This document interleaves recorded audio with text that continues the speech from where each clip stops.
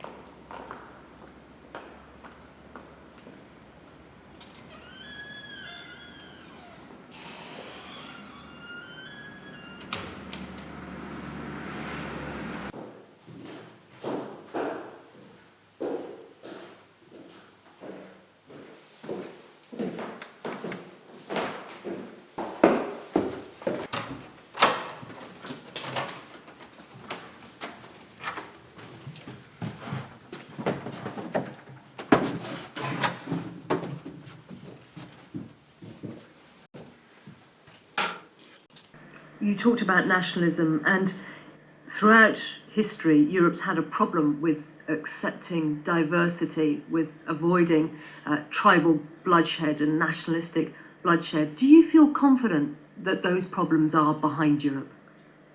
I cannot say that.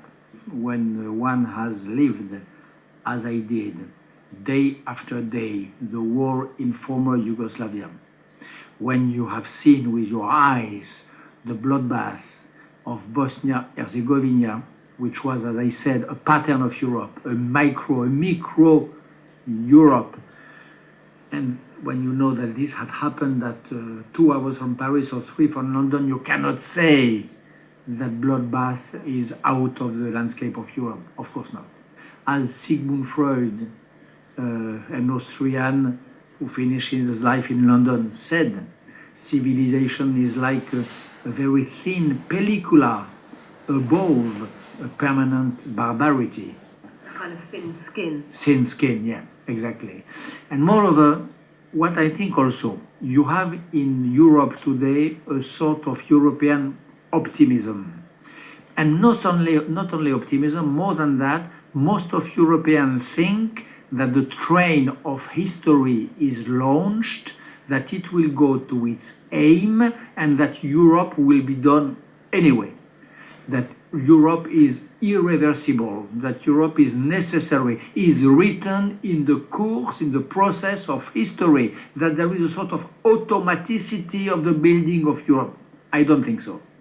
I think that many times in history, you had a beginning of building of Europe as hopeful as today, followed by a sort of crack, by a sort of regression of European model. We cannot exclude this scheme again. We can have in 5 years, in 10 years, in 15 years, in 2 years, a destruction of Europe. Europe is not a necessity. It can be undone. It can be done. It can be undone. You do sound impassioned about it. It's something you feel you have to fight for. I think so. I think so. It is still, and maybe more than ever with the enrichment to the 10 new countries, one of the fights of my generation. Too many French people, too many Europeans think we can sleep quietly, Europe advances. No, if we sleep, Europe will go back.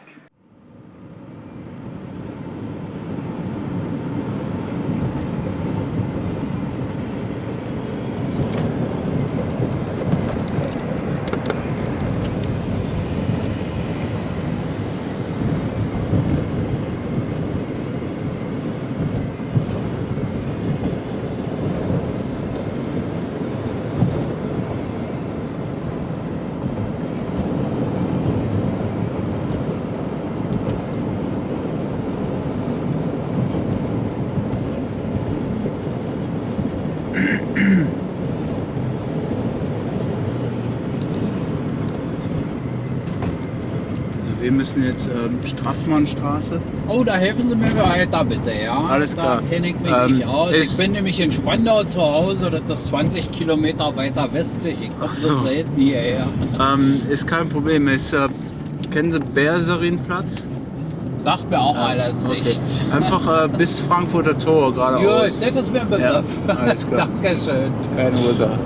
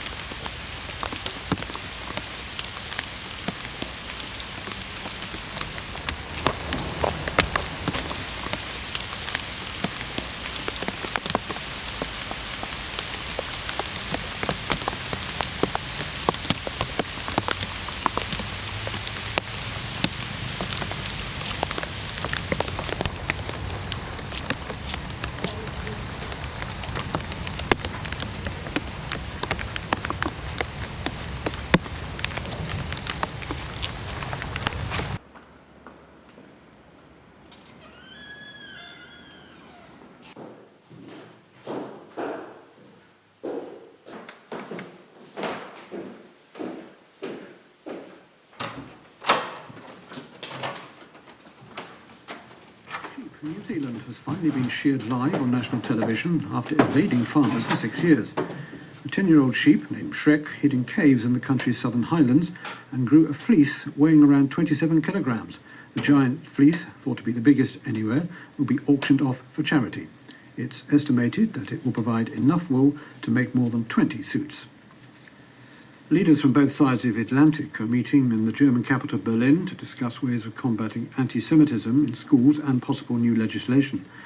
In his opening speech, the German President Johannes Rau voiced regret that the meeting was dealing with current problems and not historical questions.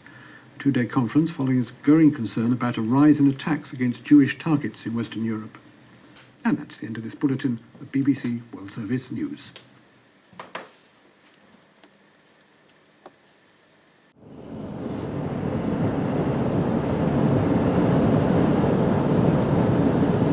Haben wir sie jetzt aus dem Revier erwischt, oder wie? Ach, wissen Sie, ich fahre überall hin. Und ich fahre so ja sehr, sehr gerne hier, weil das ist für mich ein bisschen was Neues. Ja.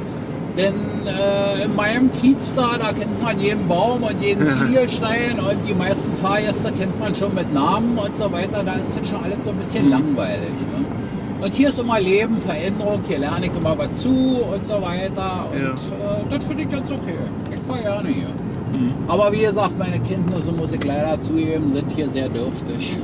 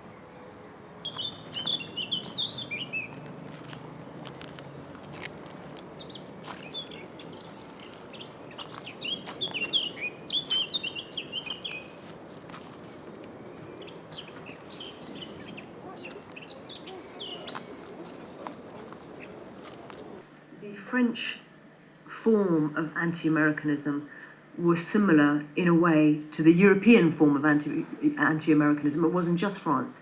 Do you mean seeds of fascism across Europe? Of course. And what do you mean by that? I mean that anti-Americanism has always been in France and in Europe since the 30s a magnet of the worst. Nationalism, chauvinism, anti-Semitism, all these sort of things are summed up by anti-Americanism. It is as a sort of common name for all these terrible things.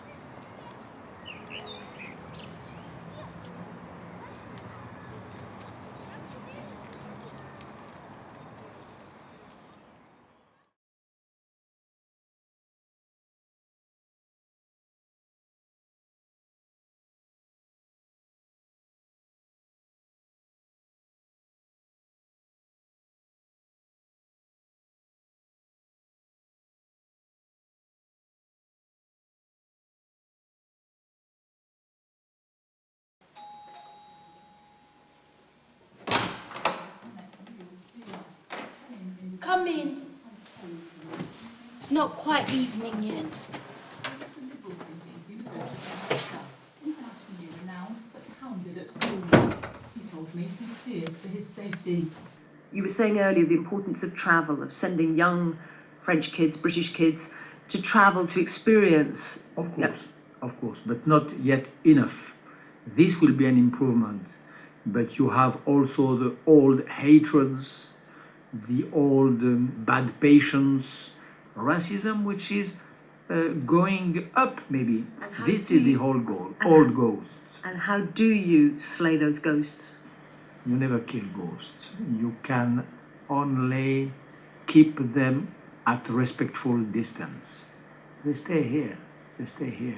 The idea that you could, as some sometimes say, eradicate evil is a stupid idea. You don't eradicate, you resist. This is a fight. This is a fight. We are not at the end of history. Some think that we have entered in the eternal Sunday of history. It is not Sunday yet.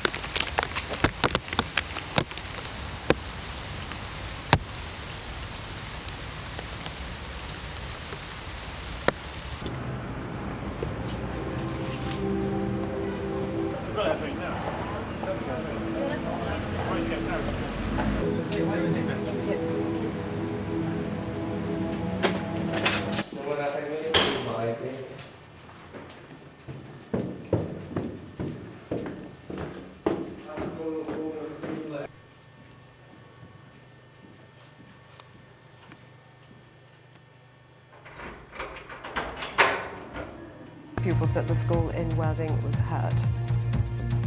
The number of anti-Semitic attacks in Britain reached record levels last year. More than 500 incidents of name-calling, hate mail and desecration of property were reported. Police say the increase may be down to better recording of attacks.